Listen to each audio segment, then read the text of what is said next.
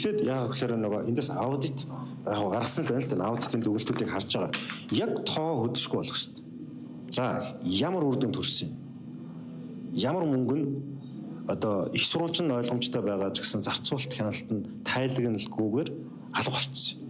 Тэр нь яг зорилтод үр дүндээ хүрсэн юм уу гэдгийг бид нэр эхлээд ингээд нэг хүний нэр ярихаас өмнө эхлээд тоо мөнгө мөртөө шүү дээ. Энийг гаргах хэрэгтэй. За тэгээд ингээд гараад ирэнгүүт нь нөгөө согт утж байгаа үр дүн төрөөгүй мөнгнүүд хэний гараар орсон юм? Ямар эрх мэдэлтэн албан тушаалтын шийдвэрээр зарцуулагдсан юм бэ? За тэр нь яаж зарцуулагдсан юм бэ гэдээ ярина. Энэ дээр бол хатуу хариуцлага хуулийн хүрээнд л тооцох хэрэгтэй. Чи эрүүгүй байсан шүү дээ. Яа тэгэхээр эрүүгүй болохгүй. 1.7 их 80 төгрөг асар их мөнгө шүү дээ. 2 дугаар сарын 3-4-нд тийм ээ сонсгол ерхий сонсгол болно. Тэгэхээр энэ дээр ер нь гэрчээр ямар хүмүүсийг дуудах юм бэ? Одоо ер нь сонсголын хүрээнд тийм ээ шинжээч нар томилогдоо ажиллаж байгаа юу? Ямар материал мэдээлэл цуглуулж байгаа юм бэ? Ер нь яавц ямар вэ? Одоо өнөөдөр болвол 3 дахь дэд хилцүүлэг явж шүү дээ. 3 дахь дэд хилцүүлгийн дараа энэ хилцүүлэг болгон шинжээч нар ажиллаж байгаа. Эхний өнгөрсөн 7 хоногийн тэрний өмнөх 7 хоногийн өөрөлдөл Утаба эрүүл мэндийн асуудалтай холбоотой ангаахын чиглэлийн болон яг энэ чиглэлийн экспертийн одоо шинжээч нар байна. Хоёрт нь болохоор Утаба стандарт технологитой холбоотой асуудлаар шинжээч нар байна. Өнөөдрийн энэ утааны асуудал дээр одоо эрх зүй санхүү хяналтын хариуцлагын асуудал дээр шинжээчд байгаа. Эдгээр шинжээчдийн дүгнэлтүүдийг гаргах хэрэгтэй байгаа.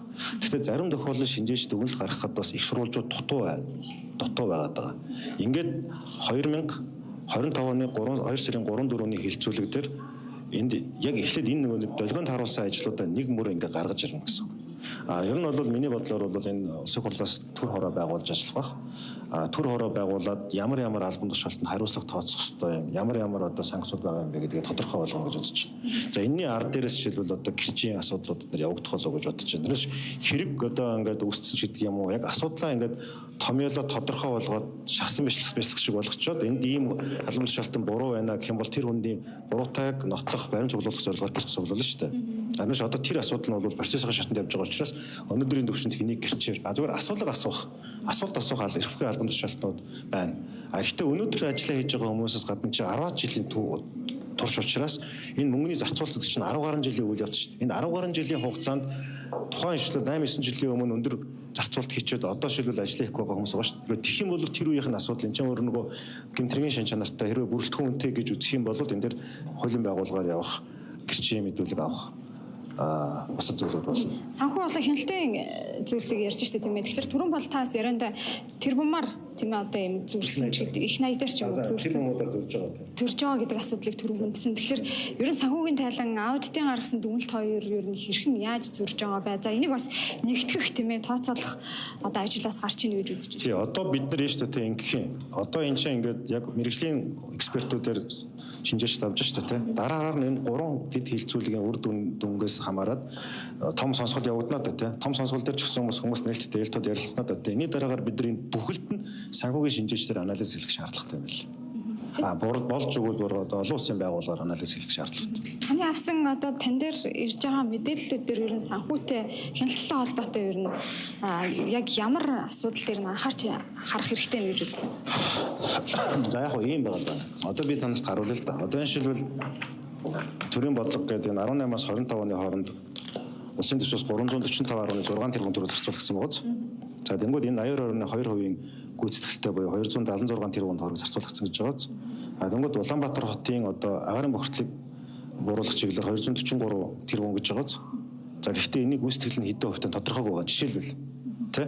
Гэтэл байгаль орчны сайдын өгж байгаа мэдээлэлээр 340 тэрбум гэж байгаа.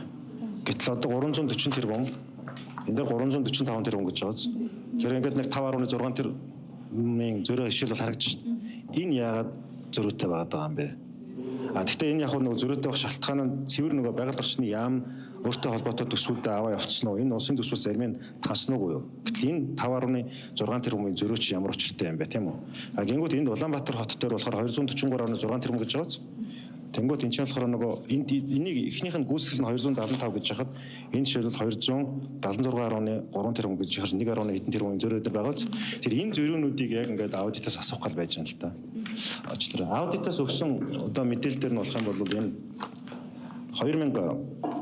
ингээд 8 оноос эхлүүлээд 16 он хүртэл те 17 оноос 20 он хүртэл ингээд тоонууд гарсан байгаа.